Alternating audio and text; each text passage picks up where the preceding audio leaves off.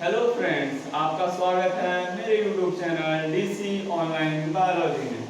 आज हम बात करेंगे आलिंगी जनन में पाए जाने वाली एक प्रावस्था जिसे कहते हैं प्लाज्मोटोमी।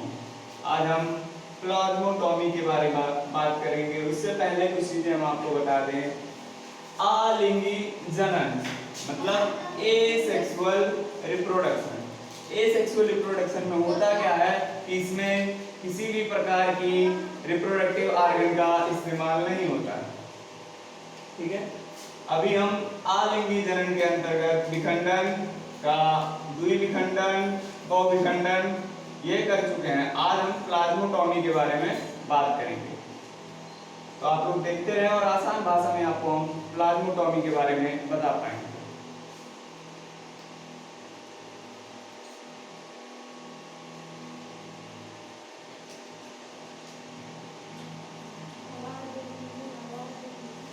आप लोग ध्यान से देखें प्लाज्मोटोमी।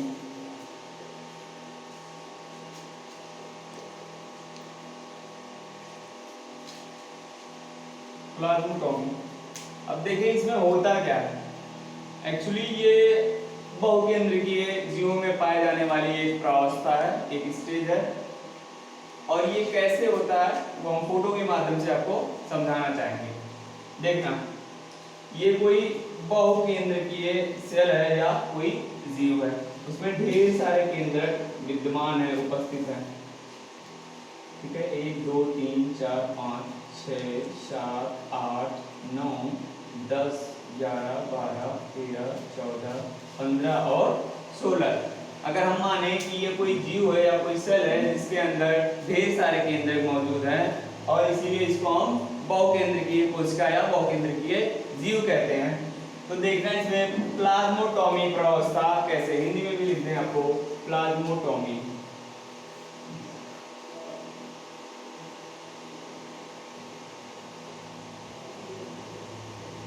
ठीक है, तो ये बहुकेंद्रीय सेल या जीव कैसे डिवाइड करेगा और कैसे हम उसको प्लाज्मोटोमी कह पाएंगे।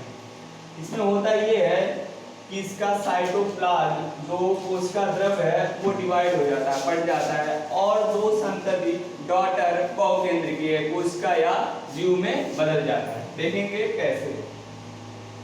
यहाँ से दो बहुकेंद्रीय कोशिका में या जीव में बदल जाएगा।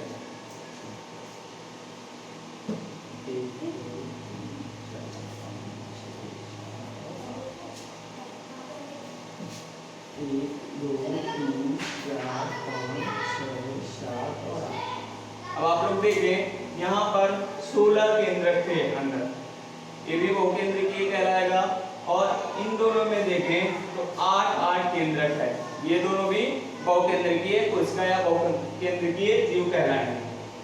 ठीक है, तो इसमें हुआ क्या, इसमें इसका जो साइटोप्लाज्म था, जो कोशिका द्रव्य था, वही बढ़ गया और दो सेल में, दो संतति, दो डॉटर सेल में बदल गया।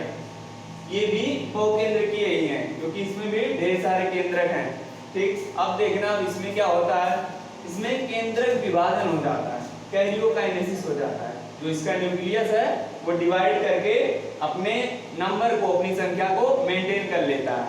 जितना उसके जनक में था उतना अपने अंदर डेवलप कर लेता है डिवाइड करके। देखना कैसे डिवाइड करेगा। यहाँ ये कुछ समय पश्चात डिवाइड करके न्यूक्लियस डिवाइड करेंगे और अपनी संख्या को बढ़ाएंगे और संख्या बढ़ा करके अपने जनक जितना कर लेंगे। 1 2 3 4 5 6 7 8 9 10 11 12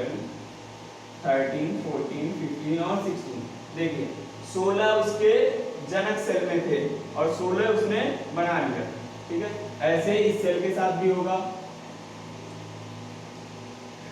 2 3 4 5 6 7 8 9 10 11 12 13 14 15 और 16। हम देख पा रहे हैं कि जितने केंद्रक उसके जनक सेल में या जनक जीव में थे उतने ही केंद्रक उसके संतति में भी आ गए।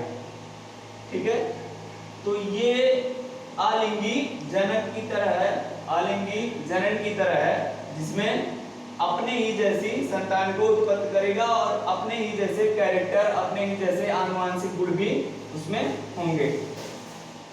इसमें आप लोग प्लाज्मोटॉमी को समझ पाए होंगे। मेरी कोशिश रही है कि प्लाज्मोटॉमी को आराम से समझा पाए। एक बार और रिवाइज करना चाहेंगे।